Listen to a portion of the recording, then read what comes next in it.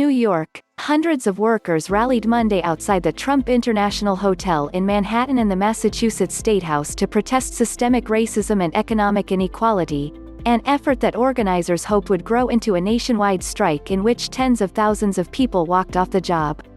Dubbed the "Strike for Black Lives," the protest was organized by labor unions and social and racial justice organizations, which planned a range of actions in more than 24 U.S. cities.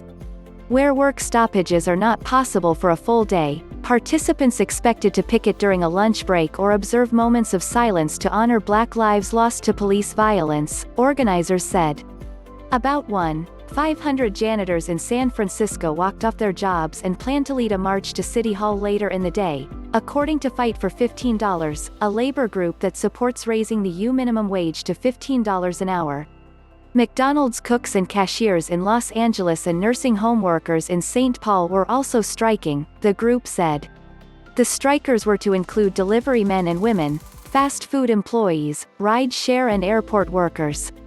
In Manhattan, more than 150 union workers rallied outside Trump International Hotel to demand that the Senate and President Donald Trump adopt the HEROES Act, which provides protective equipment, essential pay and extended unemployment benefits to workers who have not had the option of working from home during the coronavirus pandemic.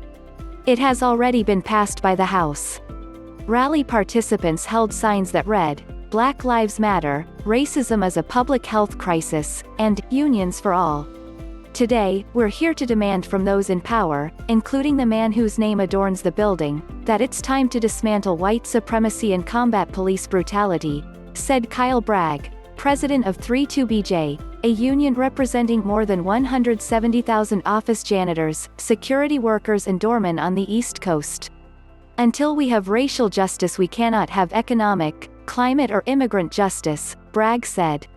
In Massachusetts, about 200 people, including healthcare workers, janitors and other essential employees, joined Democratic candidates for U Senate in front of the State House in Boston. "We're just being overworked and underpaid, and it makes you sometimes lose your compassion," said Toya Anderson, 44, who planned to walk off her job as a nursing aide for 2 hours at Hartford Nursing and Rehab Center in Detroit. "It makes me second-guess if I am sure this is my calling." After 13 years on the job, Anderson makes $15.75 an hour.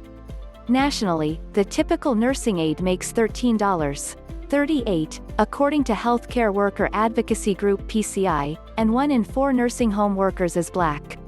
Hundreds of other workers were expected to walk off their jobs at 6 Detroit nursing homes, according to the Service Employees International Union.